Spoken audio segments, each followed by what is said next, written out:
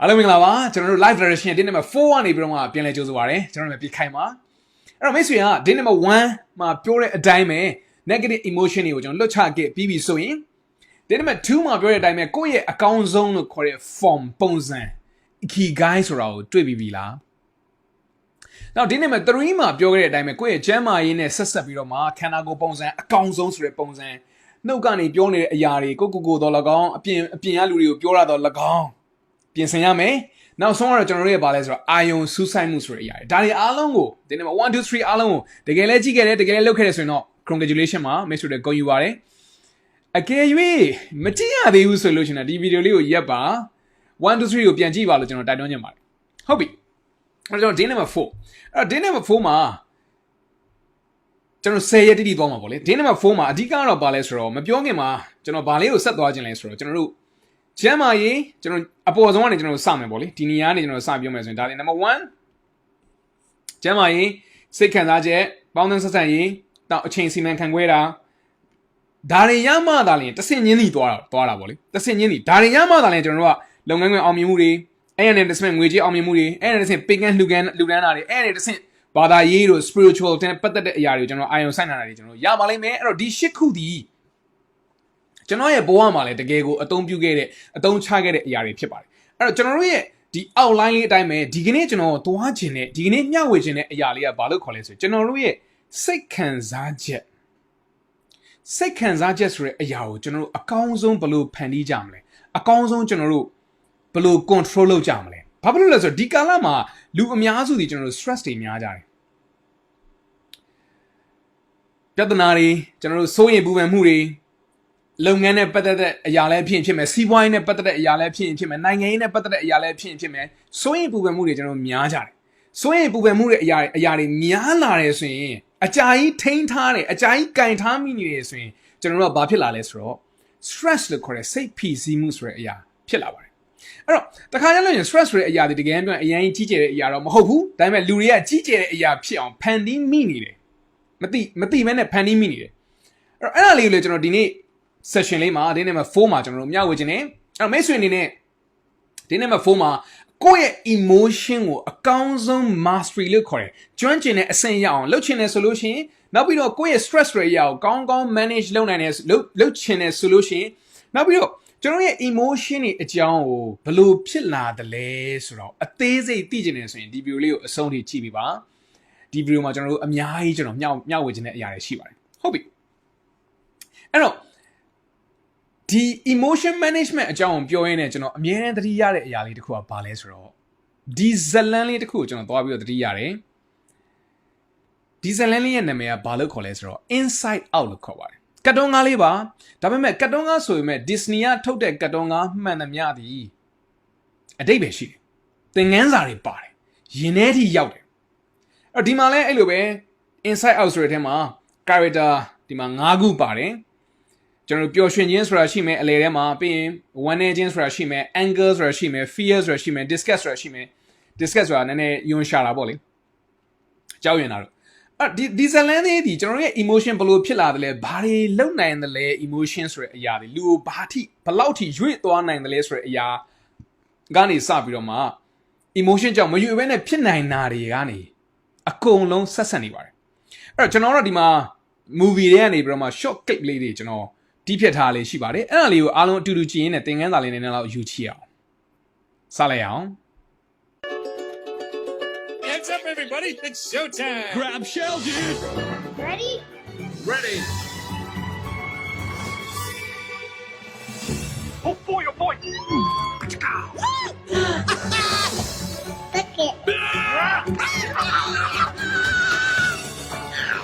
You got a problem, buddy? Do you? Where is my super suit? Spit that out right now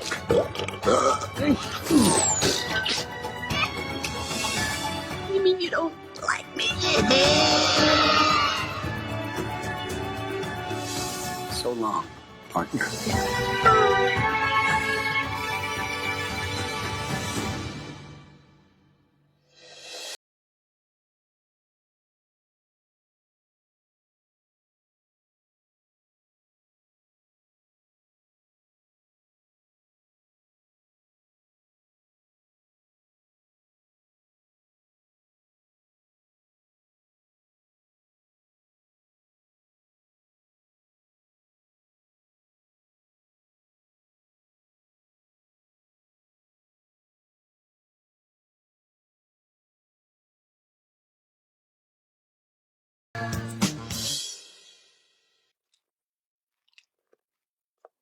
So, how was the first day of school? It was fine, I guess.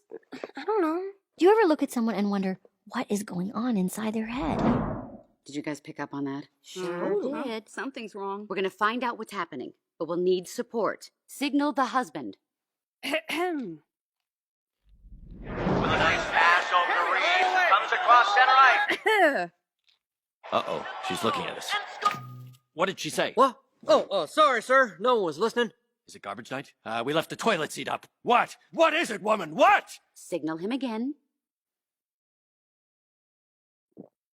Ah, so, Riley, how was school? You gotta be kidding me. For this, we gave up that Brazilian helicopter pilot?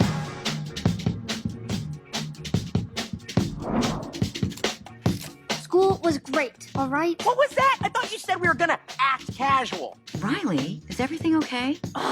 Sir, she just rolled her eyes at us. All right, make a show of force. I don't want to have to put the foot down. No, not the foot. Riley, I do not like this new attitude. Oh, I'll show you attitude, old man. No. Breathe. What is your problem? Just leave me alone. Sir, reporting high levels of sass. Take it to DEFCON 2. DEFCON 2. I don't know where this disrespectful attitude came from. You want a piece of this, Pops? Yeah, well, look. Prepare the foot. Keys to safety position. Ready to launch on your command, sir. Just shut up! Fire! That's it. Go to your room. The foot is down. The foot is down. Woo! Good job, gentlemen. That could have been a disaster. Well, that was a disaster.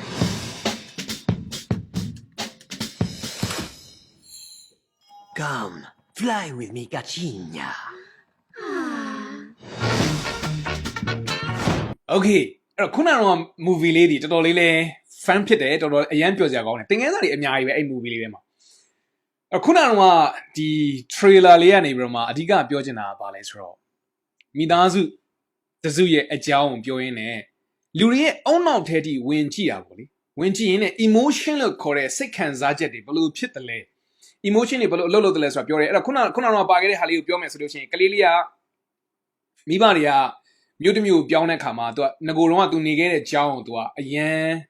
လွမ်းနေ तू မကျင်တတ်တာလေးရှိတယ်ပေါ့လေ तू ကငယ်လေးငယ်လေးอ่ะဆိုတာကလေးလေးကအဲ့မှာထမင်းစားဝိုင်းမှာအမေကနေမေးလိုက်တယ်ကြောင်းကအချင်းနေဘယ်လိုလဲကြောင်းတက်ရတာပျော်ရဲလားလို့မေးလိုက်တယ်ကလေးကတိတ်မပျော်တဲ့ပုံစံနဲ့ဖြေတယ်အဲ့မှာအဖေလို့တဲ့လူကဘာကိုတွေးနေရလဲဆိုတော့ hockey ကိုတွေးနေတာရေခဲ hockey ပေါ့လေအဲ့ဒီမှာသူတို့ဘလို့တွေးသလဲဆိုတဲ့ emotion တွေအကုန်လုံးအသေးစိတ်ကျွန်တော်တို့ director နောက်ဇာညွန်ကြီးရဲ့ဆရာတွေအကုန်လုံးဟိုပြသွားတယ်ပေါ့ဒါလေးကအရင်စိတ်ဝင်စားဖို့ကောင်းတယ်အဲ့ဒီမှာပဲကျွန်တော်တို့ကဒီ emotion တွေဒီတချို့ emotion တွေဒီဝိုဒိုဝါတာလေးပဲတချို့ emotion တွေဒီအရန်ကိုပြင်းရှိလာတယ်တချို့ emotion တွေဒီစုပြီးတော့မှကျွန်တော် emotion ဆိုတဲ့အရာတွေစုပြီးတော့ကျွန်တော်ဘာလေးတွေဖြစ်လာလဲဆိုတော့ကျွန်တော်တို့ရဲ့ belief လို့ခေါ်တဲ့ယုံကြည်မှုဆိုတဲ့အရာလေးတွေဖြစ်လာတယ်အဲ့တော့ဥမာအဖေမေကနေကိုယ်ချစ်တယ်လို့ခေါ်တဲ့ emotion ခဏခဏရလာတယ်ဆိုရင်ဘာဖြစ်လာလဲဆိုတော့ဖေမေမေဆိုရင်ငါ့ကိုဘာဖြစ်လဲချစ်တယ်ဆိုတဲ့ belief တစ်ခုရလာတယ်အဲ့ဒီ belief တွေအားလုံးစုလိုက်လို့ရှိရင်ဘာရလာလဲဆိုတော့ကျွန်တော်တို့ရဲ့ values လို့ခေါ်တဲ့တန်ဖိုးထားမှုတွေရလာတယ်အဲ့တော့ဒီ inside out လို့ခေါ်တဲ့ video လေးထဲမှာဒီ animation movies ထဲမှာဘာအနေနဲ့ပြောလဲဆိုလို့ရှိရင်ကျွန်တော် personalities island အနေနဲ့ကျွန်တော်ပြောထားတယ်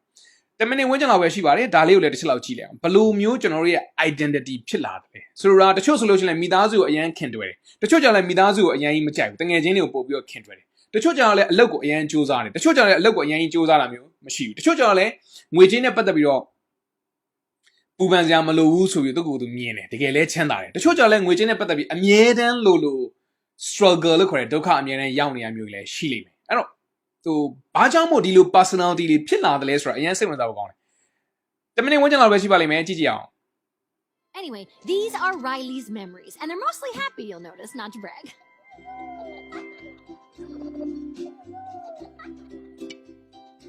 But the really important ones are over here. I don't want to get too technical, but these are called core memories. Each one came from a super important time in Riley's life. Like when she first scored a goal. That was so amazing.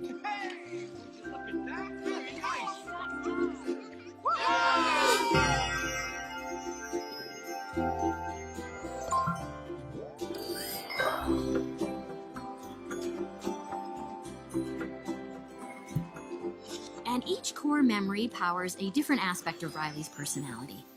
Like Hockey Island. Goofball Island is my personal favorite. Come back here, you little monkey. Yep, Goofball is the best. အဲ့တော့အရန်ဒီဇလန်လေးဒီအရန်ကို fan ဖြစ်တယ်ကျွန်တော်တို့အားလုံးကိုကြည့်စေချင်ပါတယ် recommend လုပ်ပါတယ်ကြည့်ဖို့ရတယ်အဲ့ခုနကတော့လည်းကျွန်တော်တို့တကယ် main memories တွေဖြစ်လာတဲ့အခါမှာအဲ့ဒါဒီကျွန်တော်တို့ခုနပြောတယ်သူကတော့ဒီမှာရှင်းထားသလို island ထဲကိုရောက်သွားတယ်ကျွန်းစုလေးတွေကိုရောက်သွားတယ်အဲ့ဒါဒီကျွန်တော်ရဲ့ personality ဖြစ်သွားတယ်တချို့ကြတော့လည်းအရန်ဒေါသထွက်တဲ့ကျွန်းစုတွေအများကြီးပဲဘာဖြစ်လို့လဲဆိုတော့ခဏဒေါသတွေထွက်ပြီးတော့မှအရန်ဒေါသထွက်တဲ့ကျွန်းစုတွေကိုရောက်သွားတယ်အဲ့တော့ကျွန်တော်တို့ recommend လုပ်ပါတယ်ဒါမှသာကျွန်တော်ရဲ့ emotion ကျွန်တော်ရဲ့စိတ်ခံစားချက်ကဘယ်ဟာဖြစ်နေတာလဲဘလို့ဖြစ်လာတယ်လဲဆိုတော့ကျွန်တော်တို့အလွယ်တကူသိကြမှာဖြစ်ပါတယ်အဲ့ဒါဆိုကျွန်တော်တို့ရဲ့စိတ်ခံစားချက်ကိုကြည့်အောင်အဲ့တော့စိတ်ခံစားချက်ကိုလေ့လာကြမယ်အဲ့တော့စိတ်ခံစားချက်ကိုလေ့လာမယ်ဆိုလို့ကျွန်တော်အဆင့်လေးတစ်ချက်ရှိပါတယ်အဲ့တော့အရင်ဦးဆုံးကျွန်တော်တို့အနေနဲ့ကဘာလဲဆိုတော့ကျွန်တော်တို့မှာအာယုံ၅ပါးဆိုတာကျွန်တော်တို့ရှိပါတယ်မြင်တာရှိတယ်ကြားတာရှိတယ်အထီးတွေ့ရှိတယ်အနက်အရတာအဲ့ဒီအာယုံ၅ပါးကနေပြီးတော့မှကျွန်တော်ဘုံ၅ပါးလို့လည်းခေါ်ပါတယ်ဟောဒီအာယုံ၅ပါးကနေပြီးဘယ်ကိုရောက်လဲဆိုရင်ကျွန်တော်စိတ်လို့ခေါ်တဲ့အရာရှိကိုရောက်ပါတယ်အဲ့တော့အဲ့စိတ်ဆိုတဲ့အရာထဲမှာကျွန်တော်တင်ညာဆိုတဲ့အရာရှိမယ်မှတ်ဉာဏ်ဆိုတဲ့အရာရှိမယ်သူတို့အမြဲတမ်း programming လုပ်ထားတဲ့ unconscious mind ဆိုတဲ့ပုံစံမျိုးတွေရှိလိမ့်မယ် habit ဆိုတဲ့အရာတွေရှိလိမ့်မယ်အဲ့ဒါတွေကနေပြီးမှချက်ချင်းတော်လက်ကောင်တုံ့ပြန်မှုတွေကျွန်တော်ရှိလာတယ်အဲ့ဒီမှာဘာဖြစ်လာလဲဆိုကျွန်တော်တို့ရဲ့အထဲထဲမှာစိတ်ခံစားချက်ရဲ့အစလို့ခေါ်ပါတယ် feeling လို့ခေါ်တယ်စိတ်ခံစားချက်အစဆိုတာအရင်ဖြစ်ပါတယ်ဟုတ်ပါတယ် feeling လို့ခေါ်တဲ့စိတ်ခံစားချက်အစအရင်ဖြစ်တယ်ပြီးမှသာလည်းအဲ့ feeling ဆိုတဲ့အရာကြီးနည်းနည်းကြီးကြာလာပြီဆိုရင်ကျွန်တော်ဘာဖြစ်လာလဲဆိုရင် emotion လို့ခေါ်တဲ့စိတ်ခံစားချက်အစစ်ဖြစ်လာပါတယ်အဲ့တော့တခါတလေကြာလို့ရှိရင်ကျွန်တော်တို့ကဘာလဲဆိုချက်ချင်းကျွန်တော်တို့ဒေါသထွက်တာမျိုးမဟုတ်သေးဘူးချက်ချင်းဒေါသထွက်တာမျိုးမဖြစ်သေးဘူးဘာရင်ဖြစ်လဲဆိုတော့ကျွန်တော်စိတ်ထဲမှာတင်းလာတာမျိုးဒါမှမဟုတ်လို့ရှိရင်လည်းစိတ်ထဲမှာလှုပ်လှုပ်ရွရွဖြစ်လာတာမျိုးဒါမှမဟုတ်လို့ရှိရင်နားတွေပူလာတာမျိုးဒါမှမဟုတ်လို့ရှိရင်နေမထိထိုင်မသာဖြစ်လာတာမျိုးတလက်လက်ဖြစ်လာတာမျိုးဒါတွေအရင်ဖြစ်တယ်ဒါဒီဘာလဲဆိုတော့ feelings လို့ခေါ်ပါတယ်အဲ့တော့အဲ့ feeling စိတ်ခံစားချက်အစဖြစ်တဲ့အချိန်မှာကျွန်တော်တို့ဒီ live direction တင်ယူနေတဲ့မိတ်ဆွေတွေအားလုံးဒီဘာဖြစ်ချင်လာမှာလဲဆိုတော့တတိဝင်လာရမယ်ငါဒါတွေဖြစ်နေရပါလားတတိဝင်လာမှဒီညံရမယ်နော်ဘာဖြစ်လို့လဲဆိုတော့စိတ်ခံစားချက် feeling ကနေပြီးတော့မှ emotion ဖြစ်တာဒီဖြတ်ဆိုအရင်ညံတယ်သွားတာဒီအရင်ကိုမြင်တယ်အဲ့ဒီအချိန်လေးမှာကျွန်တော်တတိလေးကပ်ပြီးတော့okay ငါဒီ feeling တွေဖြစ်နေပြီဒါဆိုရင်တော့သိမကြခင်မှာငါ emotion လို့ခေါ်တဲ့စိတ်ခံစားချက်တွေဖြစ်လာတော့မယ်ဆိုတော့တတိကပ်ရလိုက်ဟုတ်ပြီစိတ်ခံစားချက်အစစ်ဖြစ်သွားပြီဆိုလို့ရှိရင်အဲ့ဒီအတိုင်းပဲကျွန်တော်တို့ဘာလုပ်ပြီလဲဆိုတော့အလုပ်လုပ်ပလိုက်တယ်အော်ပလိုက်တယ်စူပလိုက်တယ်ဒါမှမဟုတ်လို့ရှိရင်လည်းပြုံးပြလိုက်တယ်ဒါမှမဟုတ်လို့ရှိရင်ချစ်တယ်ဆိုတဲ့စကားလေးကိုပြောလိုက်တယ်အဲ့ရနေပဲကျွန်တော်တို့ရဲ့ဘာလဲဆိုတော့ result လို့ခေါ်တဲ့ရလဒ်တစ်ခုကျွန်တော်တို့ရလာတယ်အဲ့ရလဒ်ရလာတယ်ဆိုလို့ရှိရင်ကျွန်တော်တို့ကဘာလဲဆိုကျွန်တော်တို့ရဲ့ယုံကြည်မှုဆိုတဲ့အရာကိုထပ်ပြီးတော့အားပေးတယ်ကျွန်တော်တို့ရဲ့ယုံကြည်မှုဆိုတဲ့မျက်မှန်ယုံကြည်မှုဆိုတဲ့အရာအတိုင်းပဲကျွန်တော်တို့ကဘာလဲဆိုတော့အာယုံ၅ပါးကိုကျွန်တော်တို့မြင်ကြတယ်တချို့ကကျွန်တော်ဘာကြောင့်မို့ယုံကြည်မှုဆိုတော့မျက်မှန်လေးပြောလဲဆိုတချို့ကမျက်မှန်အနီးတက်ထားတာမျက်မှန်အနီးတက်ထားတဲ့ခါကျတော့မြင်သမျှအရာတွေအားလုံးဒီဘာဖြစ်နေလဲဆိုတော့နီးနေတယ်ပြောချင်တာကမြင်သမျှအရာတွေအားလုံးဒီ negative ဖြစ်နေတယ်အဲ့မြင်သမျှအရာကြားသမျှအရာအထီးတွေးတွေအနက်အရသာတွေအကုန်လုံး negative အနေနဲ့ခံစားပလိုက်ပြီးတော့စိတ်ကလည်း negative အနေနဲ့ခုနကပြောတဲ့ဒီအလေးချင်းတွေအကုန်လုံးဆွဲခေါ်တယ်အဲ့ဒီမှာခံစားချက်ကပိုဆိုးသွားတယ်အစရှိနေအကုန်လုံးကဘာလဲဆိုတော့လေနေရတန်တရားအဲ့ဒါတွေအားလုံးကိုဖြတ်ချင်နေဆိုရင်ကျွန်တော်တို့ဘယ်ကနေကျွန်တော်တို့စရမှာလဲဆိုရင်ကျွန်တော်တို့အာယုံ၅ပါးကိုချိတဲ့အချိန်မှာလဲကျွန်တော်တို့ကတတိရောအတိရောကျွန်တော်တို့ရှိရလိမ့်မယ်စိတ်ထဲမှာဝင်လာတဲ့ခါကျလည်းအော်ဘာတွေဖြစ်နေသသိရလိမ့်မယ်အဲ့တော့အဓိက key point တွေကတော့ကျွန်တော်တို့ဒီနေရာတွေမှာဝင်ပြီးတော့ကျွန်တော်တို့ဖြတ်ပါတယ်အဓိက key point တွေကကျွန်တော်ဘယ်နေရာမှာဝင်ပြီးကျွန်တော်တို့ဖြတ်လေးရှိလဲဆိုတော့ကျွန်တော်တို့ရဲ့ဒီ feeling နဲ့ emotion နေရာတွေမှာကျွန်တော်ဝင်ပြီးတော့ဖြတ်လေးရှိဘာကြောင့်မို့ကျွန်တော်တို့ emotion ဆိုတော့အဖြစ်မခံကျင်တာလဲဆိုတော့ emotion ဆိုတော့ဖြစ်သွားပြီဆိုလို့ရှိရင်လောရတာနည်းနည်းလေးလက်ဝင်လာလိမ့်မယ်အဲ့တော့ emotion တော့ကျွန်တော်တို့ဖြစ်နိုင်ရင်တော့နည်းနည်းရှောင်လေးရှိတယ်ဟုတ်ပြီအဲ့တော့အများစုဒီကာလမှာကျွန်တော် stress တွေများကြတယ်ဒီကာလမှာစိုးရင်ပူပန်မှုတွေကျွန်တော်ရှိကြတယ်အလုပ်တွေမလုပ်ကြဘူးပြင်းကြတယ်အစရှိတယ်အဲ့တော့ဒီကာလမှာ stress နဲ့ပတ်သက်ပြီးတော့ကျွန်တော် ideas လေးနည်းနည်းပေးချင်ပါတယ်အဲ့တော့ stress ကိုကျွန်တော် manage လုပ်မယ်ဆိုလို့ရှိရင် social အနေနဲ့ social network ကျွန်တော်လုပ်လို့ရလိမ့်မယ် social ကြတာမျိုးလုပ်လို့ရလိမ့်မယ် meditation တရားထိုင်တာလဲကျွန်တော်လုပ်ပါအားပေးပါတယ်နောက်တစ်ခုကဘာလဲဆိုလို့ရှိရင်မိမိရဲ့ဝင်လေထွက်လေကိုကျွန်တော်တို့စောင့်ကြည့်နေတဲ့ practice breathing meditation လဲလုပ်တာကောင်းပါတယ်မနေ့ကပဲကျွန်တော် power breath ဆိုတာကိုကျွန်တော်မျှဝေလိုက်တယ် power breath ကိုလုပ်ဖြစ်လားလုပ်ဖြစ်တယ်ဆိုရင်ကျွန်တော်ကို chat ထဲမှာသို့မဟုတ် comment ထဲမှာတစ်ချက်လောက်ရေးပေးပါ တိရစ္ဆာန်လေးနဲ့ကစားတာလဲကျွန်တော်တို့ရဲ့ stress ကိုရော့စေပါလိမ့်မယ်ယောဂကစားတာဒီအမှန်တကယ်ရော့စေလိမ့်မယ်တချင်းနားထောင်တာဒီကျွန်တော်တို့တကယ်ရော့စေလိမ့်မယ်စာအုပ်ဖတ်တာလဲကျွန်တော်တို့ရတယ် exercise လုပ်တာလဲရပါတယ်နောက်ဆုံးကတော့ spa ကျွန်တော်အရန်ကြိုက်တဲ့ဥစ္စာလေးတွေကျွန်တော်စုပြီးတော့ကိုခုကျွန်တော်ပြထားပါတယ်ဒါလေးလုပ်ရင်လဲကျွန်တော်တို့ရဲ့ stress ကိုကျွန်တော်ဘာဖြစ်စေလဲဆိုတော့ရော့စေပါတယ်တကယ်လုပ်ဖို့တော့လိုလိမ့်မယ်ဟုတ်ပြီအဲ့တော့ဒါကတော့ကျွန်တော်တို့အများလဲသုံးလို့ရတဲ့နီးစနစ်လေးတစ်ခုကိုကျွန်တော် live direction မှာမျှဝေတာဖြစ်ပါတယ်အဲ့ဒါအပြင်တကယ်ကြီးကိုကျွန်တော်လုပ်လို့ရမယ့်အရာနောက်တစ်ခုရှိသေးတယ်နည်းနည်းလေးချမ်းချမ်းလေးလုပ်လို့ရမယ့်အရာပေါ့လေအဲ့ဒါဘာလဲဆိုကျွန်တော်ကိုယ်တိုင်အရင်နှစ်သက်တဲ့ဘာလဲဆိုလို့ရှိရင် neuro linguistic programming လို့ခေါ်ပါတယ်ကျွန်တော်ကိုယ်တိုင်တကယ်လည်းအသုံးချခဲ့တဲ့အရင်ကိုနှစ်သက်တဲ့ NLP အဲ့တော့ကျွန်တော် NLP ကိုမြန်မာနိုင်ငံမှာပထမအဦးဆုံးအနေနဲ့ကျွန်တော်ယူလာပြီးတော့မှမျှဝေတယ် training တွေပေးတယ်2013ခဲ့ရပါပေါ့လေအဲ့တော့ NLP ဆိုတော့လေ့လာပြီဆိုလို့ရှိရင် NLP ရဲ့အကြောင်းလေးကိုနည်းနည်းလေးသိချင်ပါလိမ့်မယ်မိတ်ဆွေအနေနဲ့အဲ့တော့ NLP ရဲ့အကြောင်းလေးကိုမိတ်ဆက်လေးကျွန်တော်ပြောမယ်အဲ့တော့ NLP ဆိုတာဒီပုဂ္ဂိုလ်ကြီးနှစ်ဦးဖြစ်တဲ့ Richard Bandler နဲ့ John Grinder ကနေပြီးတော့မှ1980ခုနှစ်ဝန်းကျင်တွေမှာ86ဝန်းကျင်လောက်ဖြစ်ပါလိမ့်မယ်ဒီဝန်းကျင်တွေမှာကျွန်တော်တို့အမေရိကမှာစပြီးတော့တီထွင်ခဲ့တယ်စပြီးတော့စာတန်းတွေပြုစုခဲ့တယ်အဲ့တော့ John Grinder ကသူက linguistic ပါမောက္ခ linguistic ဆိုတော့ဘာသာစကားရည်နဲ့ပတ်သက်ပြီးဘယ်လိုစကားလုံးပြောလိုက်တယ်ဆိုရင်လူတွေကိုဘယ်လို emotion တွေပေးလဲဆိုတော့သူကလေ့လာတာသင်တာပေါ့လေ Richard Bandler သူနဲ့အတူတူတွဲပြီးတော့သူ့ရဲ့လက်ထောက်အနေနဲ့နောက်ပိုင်းမှာလုပ်ခဲ့တယ်လို့လည်းဒါပြောကြတယ်ပေါ့လေထားပါတော့နောက်ပိုင်းမှာသူတို့ကဘာလဲဆိုတော့ role model သွားယူတယ်လူ3ယောက်ရှိရတယ်ပထမလူကဘာတူလဲဆိုတော့ Milton Erickson လို့ခေါ်ပါတယ်ကျွန်တော်တို့အိမ်မွေးချပညာရှင်တဦးဒုတိယတစ်ယောက်ကကျတော့ကျွန်တော်တို့ Virginia Satir လို့ခေါ်တဲ့ဒီမိသားစု family therapy ပေါ့လေမိသားစုတွေကို coaching လုပ်ပေးနေတဲ့အမျိုးသမီးတဦးကိုလည်းသူတို့သွားပြီးတော့မှဆရာတင်တယ်ဆရာတင်တာ2ယောက်ရှိသွားပြီနောက်ဆုံးတစ်ယောက်ကတော့ကျွန်တော်တို့prayer လို့ခေါ်ပါတယ်ဆိုတော့သူကတော့ Gasot therapy လို့ခေါ်တဲ့ဒီကျွန်တော်တို့ chain သီးတွေနဲ့therapy လုပ်တဲ့ပုံစံမျိုးပေါ့လေအဲ့ဒီ therapy လုပ်နေတဲ့ဒီ Chris Field လို့ခေါ်တဲ့ပုဂ္ဂိုလ်ကိုလည်းသွားပြီးတော့သူတို့လေ့လာကြတယ်ဒီ3ယောက်ကိုလေ့လာပြီးတော့မှသူတို့ငကိုယ်တော့သိထားတဲ့အရာတွေနဲ့ပေါင်းစည်းပြီးတော့မှအဲ့ဒီအချိန်တုန်းကကဘာမှာအရန်ကိုအောင်မြင်နေတဲ့ tools တွေဒီ tools တွေအားလုံးကိုစုပေါင်းပြီးတော့မှ neuro linguistic programming ဆိုပြီးဖြစ်လာတာပါ neuro linguistic programming ကိုလွယ်အောင်လေးကျွန်တော်တို့ပြောမယ်ဒီရတဲ့အချိန်လေးမှာပေါ့လေအဲ့တော့ပထမဆုံးတစ်ခုက neuro ဆိုတာဘာကိုပြောတာလဲဆိုလို့ရှိရင်ကျွန်တော်တို့ရဲ့ nervous system ကျွန်တော်တို့ရဲ့ brain ကျွန်တော်တို့ရဲ့အုံနောက်ထဲမှာရှိတဲ့ nervous system ကြီးကိုပြောတာအဲ့တော့ဒီ nervous system မှာကျွန်တော် neuron လို့ခေါ်တဲ့အမုံလေးနဲ့ကျွန်တော်ဖွဲ့စည်းထားတယ်အဲ့ connection တွေအကုန်လုံးချိတ်ဆက်ပြီးတော့ကျွန်တော်မှတ်တယ်သားတယ်အစရှိတယ်မှတ်သားတယ်ပေါ့လေအဲ့တော့ neuron တစ်လုံးရဲ့လှုပ်ဆောင်နိုင်စွမ်းသည်တဲ့ neuron တစ်လုံးရဲ့လှုပ်ဆောင်နိုင်စွမ်းသည်ကွန်ပျူတာပေါင်းတန်းနဲ့ချီပြီးလှုပ်ဆောင်နိုင်စွမ်းနဲ့တူတယ်တဲ့အဲ့တော့ကွန်ပျူတာတစ်လုံးဘယ်လောက်ထိအောင်လုပ်နိုင်လဲဆိုတော့မိတ်ဆွေတို့လည်းသိပါလိမ့်မယ်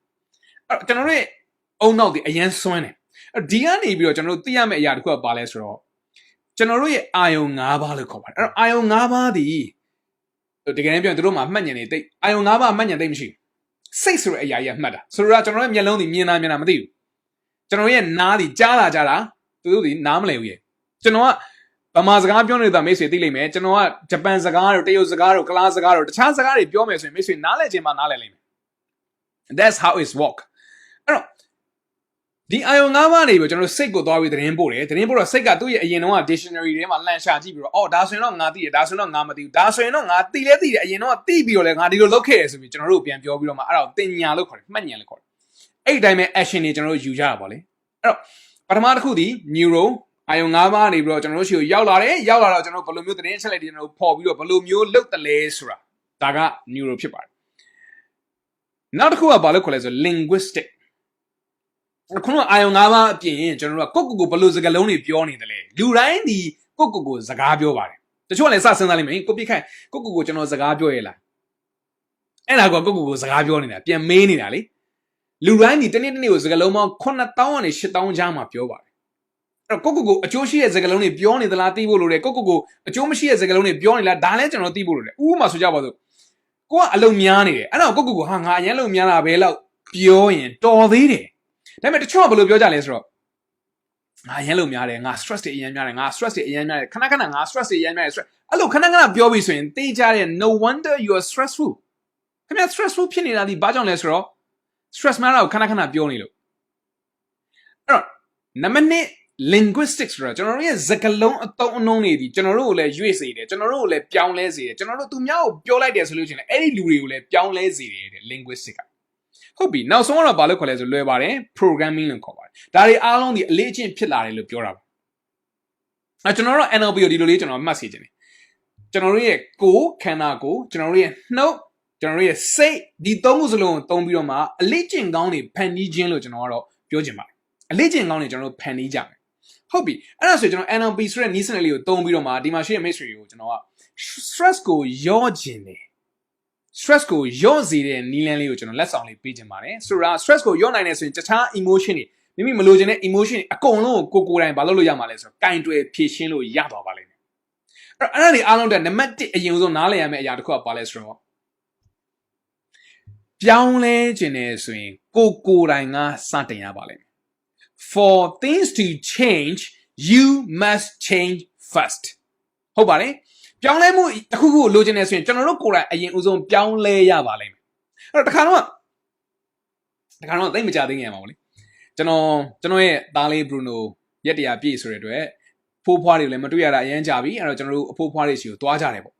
Bruno ရဲ့အဖိုးဖွားတွေရှိကိုသွားကြတယ်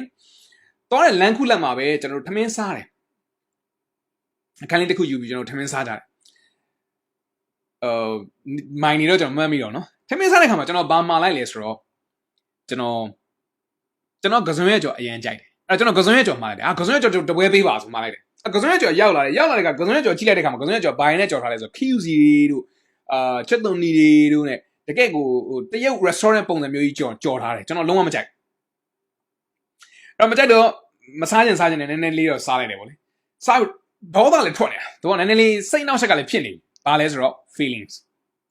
စိတ်ခံစားချက်အစဖြစ်နေစိတ်နှောက်ယှက်ဖြစ်နေပြီအဲ့မှာကျွန်တော်ဘာလဲဆိုတော့သူတို့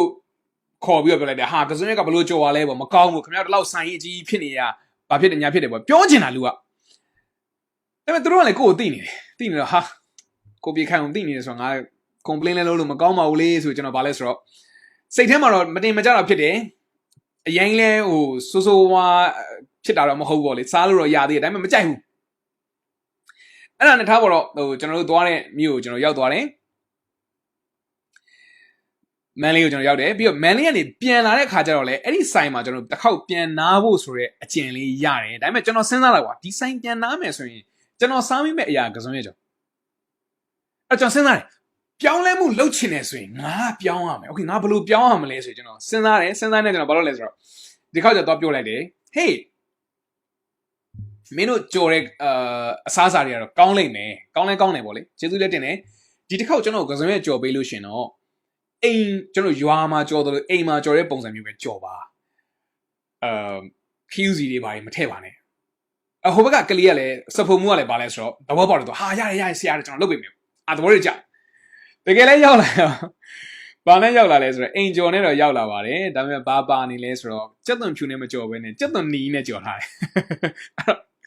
ဟိုပထမတစ်ခါတော့မစိုးဘူးဒါပေမဲ့ကျွန်တော်လိုချင်တဲ့ပုံစံမဟုတ်ဘူးအဲ့ဒီခါမှာကျွန်တော်လုပ်ငန်းရှင်တွေဒီမှာကျွန်တော်တို့ live direction မှာလုပ်ငန်းရှင်တွေပါတယ်ဆိုလို့ရှိရင်မိတ်ဆွေတို့လှုပ်ချင်လာလိမ့်မယ်အဲ့ဒါဘာလဲဆိုတော့တစ်ခါတလေကြောက်လို့ရှိရင်ဟိုကိုကတရားရောက်ကိုပြောလိုက်တယ် emotion တွေဖြစ်လာတယ်ပြီးကိုအမြဲတမ်းစဉ်းစားတာပါလဲဆိုတော့ तू အသုံးမကျတာဒီကောင်ပြင်ရမှာဒီကောင်ကမဟုတ်တာဖြစ်တာအဲ့ဒါဆိုရင်ကျွန်တော်ကြာလိမ့်မယ်အဲ့တော့အရင်ဆုံးကိုပြန်မေးရလိမ့်မယ်အရင်ဦးဆုံးကိုပြန်မေးရလိမ့်မယ်သူနဲ့အကုန်လုံးဆိုင်တာတော့မဟုတ်ဘူးကိုနဲ့အကုန်လုံးဆိုင်တာလဲဟုတ်ချင်မှဟုတ်လိမ့်မယ်ဒါပေမဲ့မိတ်ဆွေလှုပ်ချင်လာမယ့်အရာအရင်ဆုံးကိုပြန်မေးရလိမ့်မယ်ငါဒီအခြေအနေကိုငါပြောင်းလဲအောင်ငါဘာလုပ်လို့ရမလဲဒါအောင်မေးပါထားပါတော့ကျွန်တော်ကစုံရဲ့ဥပမာလေးကျွန်တော်ပေးမိသွားတယ်ကစုံရဲ့ဥပမာလေးပေးပြီးဆိုတော့ကျွန်တော်ဘာလေးဥပမာပေးမလဲဆိုတော့ကြက်ဥမွေကျော်ဥပမာလေးပေးမယ်ကျွန်တော် NLP မှာတော့ဒါကိုကျွန်တော်က scramble ဆိုတာကျွန်တော်တို့ရင်းရိုင်ပြီးတော့လှုပ်လိုက်တယ်ပေါ့လေ scramble effect လို့ခေါ်ပါတယ်ဒီမှာတော့ကျွန်တော်ကြက်ဥမွေကျော်ဆိုတာလေးနဲ့ဥပမာပေးခြင်းပါတယ်တဘောကဘာလဲဆိုတော့ကြက်ဥတစ်လုံးကိုကျွန်တော်တို့ကခွဲပြီးတော့မှပကံထဲကိုထည့်လိုက်မယ်မှွေလိုက်မယ်ခုနမိတ်ဆွေထည့်ကျင်တဲ့အရာတွေခန်းညင်းနီးတို့ကြက်သွန်နီးတို့ထည့်လိုက်မယ်ပြီးရင်ကြော်လိုက်မယ်အဲ့ဒါဆိုလို့ရှိရင်အဲ့ဒီကြက်ဥကြော်ဒီဘယ်တော့မှကြက်ဥပြန်မဖြစ်ဘူးတချို့ဆင်းလိုက်ပါကိုပြခိုင်အဲ့ဒါကျွန်တော်သိတာပေါ့ဘာကိုပြောချင်တာလဲဆိုမိတ်ဆွေအရင်တော့ခုနပြောတဲ့ neuro linguistic programming မိတ်ဆွေမြင်ထားတဲ့ပုံစံကနေစိတ်ထဲကိုရောက်တယ်စိတ်ထဲကနေပြီးတော့မှအဲ့ဒါကိုခွဲချမ်းစိတ်ကြပြီးတော့မှတ်ဉာဏ်ထဲမှာပြန်သွားရှာပြီးတော့မှဟာဒါကြီးကတော့မင်းစိတ်တော့မဲ့အရာကြီးဆိုလာပြောတယ်စိတ်တူပလိုက်တယ်အဆရှိသဖြင့်အလေးကျင့်နေဖြစ်သွားပြီအဲ့ဒါဒီ neuro linguistic programming အဲ့အလေးကျင့်ဖြစ်နေတဲ့လမ်းကြောင်းတစ်လျှောက်လုံးပေါ့လေလမ်းကြောင်းတစ်လျှောက်လုံးမှာကျွန်တော်တို့ကဝင်ပြီးတော့ဘာလို့မှာကျုံမွေကျော်လုပ်ပြရမှာ မိမိမကြိုက်တဲ့ emotion တွေမကြိုက်တဲ့ဖြစ်ရတွေရှိရဆိုရင်ဥပမာလေးကျွန်တော်ပြောမယ်ဥပမာဆိုကြပါဦးမိတ်ဆွေက stress ဝင်နေ stress ဝင်နေဆိုတော့မိတ်ဆွေခံစားကြည့်မယ်ပြန်ပြီးတော့မျက်လုံးလေးမိတ်ပြီးတော့မှ stress ဝင်တဲ့အချိန်တစ်ခုပြန်ခံစားကြည့်မယ်ဆိုမိတ်ဆွေ stress တွေဝင်လာလိမ့်မယ် stress ဝင်လာတဲ့လူတစ်ယောက်ဘလို့နေသလဲဘလို့ထိုင်သလဲမျက်နှာအမူအရာဘလို့ရှိသလဲကျွန်တော် comment ထဲမှာရေးပေးပါ yes အများနည်းတူဆိုရင် stress ဝင်တဲ့လူတစ်ယောက်ဒီလိုမျိုးနေလိမ့်မယ် yes ခန္ဓာကိုယ်ပုံစံတွေအကုန်လုံးဒီအဲ့ဒီပုံစံအတိုင်းပဲရှိလိမ့်မယ်အဲ့နံပါတ်1ဒီခန္ဓာကိုယ်ကျွန်တော်ခုန NLP ဆိုတာဗာလဲကိုနှုတ်စိတ်သုံးခုစလုံးကိုသုံးပြီးတော့မှအလေးချိန်ကောင်းနေဖန်တီးတာအဲ့တော့ခန္ဓာကိုယ်အရင်သိရလိမ့်မယ်အဲ့တော့ stress ဝင်နေဆိုရင်ခန္ဓာကိုယ်ပုံစံဒီအဲ့ဒီပုံစံပဲရှိတယ်တရားနဲ့တူချင်မှတူလိမ့်မယ်ဒါပေမဲ့အများသောအားဖြင့်ကျွန်တော်ခြုံငုံပြီးပြောမယ်ဆိုရင်အားလုံးဒီလိုလေးတွေဖြစ်လိမ့်မယ်အော် stress ဝင်နေမဖြစ်နိုင်ဘူးဒီလိုမျိုးအဲ့တော့ခန္ဓာကိုယ်ပုံစံသိရမယ်ကျွန်တော်တို့ဒါအကျုပ်တစ်လုံးပေါ့လေဒုတိယတစ်ခုကစကလုံးတွေနှုတ်ကနေကိုပြောနေတဲ့စကလုံးတွေဖြစ်လိမ့်မယ်ကိုကနေထုတ်ဖော်ပြီးတော့တိုးတိုးလေးပြောတာလည်းဖြစ်လိမ့်မယ်နှစ်မျိုးစလုံးကြိုက်တဲ့ကြက်တာဖြစ်လို့ရတယ်ဟုတ်ပြီနော်အဲ့ဒါလည်းတပုံစံနဲ့ဖြစ်လိမ့်မယ်ဟာအလုပ်တွေများပါတယ်ဆိုနေမှာကွာဟာဒီလိုဖြစ်နေရဆိုစကလုံးတွေမှာဘာတွေပါလာလဲဆိုအတန်ထားလေးတွေပါလာတယ် stress များတဲ့သူတယောက်ဒီကိုပြောတဲ့စကလုံးဒီလိုလေးပြောတယ်ဟာငါအလုပ်တွေများပါတယ်ကွာဟာ stress တွေအရင်များလိုက်တာကွာဒီလိုမျိုးကျွန်တော်ပြောလိမ့်မယ်အဲ့တော့အတန်ထားရှိလိမ့်မယ်ခန္ဓာကိုယ်ရှိလိမ့်မယ်နှုတ်ကနေပြောနေတာရှိလိမ့်မယ်အဲ့ဒါဒီ programming လို့ခေါ်တဲ့ကျွန်တော်ရဲ့စိတ်လို့ခေါ်တယ်ကျွန်တော်တို့ programming စိတ်ကသူ့ရဲ့ memory ထဲမှာသွားပြီးတော့ဒါကြီးကိုပြန်လာပြီးတော့ပြတာပေါ့လေဒါဆိုရင်ကျွန်တော်နည်းနည်းလေးပြောင်းကြည့်အောင်ကျုပ်မှွေကြော်ကျွန်တော်လုပ်တော့မယ်နော်ခန္ဓာကိုယ်ဆိုရင် stress ဝင်လာတယ်ဆိုခန္ဓာကိုယ်ကအဲ့ stress ဆိုရင်ဘယ်နားမှာခံစားရတယ်လဲတချို့ကဒီနားမှာခံစားရတယ်တချို့ကဒီနားလောက်မှာခံစားရတယ်တချို့ကဒီနားလောက်မှာခံစားအဲ့ဟောင်နေရာပြောင်းပြမယ်အနောက်ထဲကိုပြောင်းပလိုက်အနောက်ထဲကိုဝေးကိုပြောင်းပလိုက်ခံစားကြည့်မိတ်ဆွေအများနည်းလို့ဆိုလို့ရှိရင်တော့ခံစားလို့သိမရတော့ stress တွေဒါတစ်ခုပဲရှိသေးတယ်နော်နောက်တစ်ခုကပါလဲဆိုတော့အဲ့ကိုပြောနေတဲ့စကားလုံးပေါ့လေဟာ stress တွေဝင်နေဆိုပြောနေတဲ့စကားလုံးကိုကျွန်တော်ကတ်တုံးကားတဲ့အတန်တွေလို့ပြောင်းပြလိုက်stress ရန်ဝင်တာပဲ stress ရန်ဝင်တာပဲ stress ရန်ဝင်တာပဲ stress ရန်ဝင်တာပဲ stress ရန်ဝင်တာပဲဒီလိုမျိုးနည်းနည်း fan ဖြစ်တဲ့ပုံစံနဲ့ပြောကြည့်လိုက်ပြီးခန္ဓာပုံစံပြင်ပလိုက်ပြင်ပြီးတော့ stress ရန်ဝင်တာပဲ stress ရန်ဝင်တာပဲ stress ရန်ဝင်တာဒီလိုမျိုးလေးပြောကြည့်လိုက်အဲ့ဒါဆိုရင်ခုနကတော့မိတ်ဆွေခံစားနေရတဲ့ stress ဆိုတာဒီငကိုတော့ခံစားရတာဒီ level 8 level 9လောက်ရှိမယ်ဆိုရင်အခုချိန်မှာ1 သို့မဟုတ်2လောက်ကိုချက်ချင်းရက်ကိုရောက်လိမ့်မယ်အဲ့လောက်တောင်လွယ်တယ်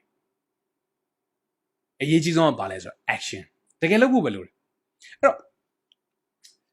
NLP ဆိုတော့အရန်ကိုသုံးလို့ကောင်းတဲ့ tools ကိုကျွန်တော်ရဲ့စိတ်ထဲမှာဘာတွေဖြစ်နေလဲဆိုတော့အရင်ဦးတတိလေးဝင်လာမယ်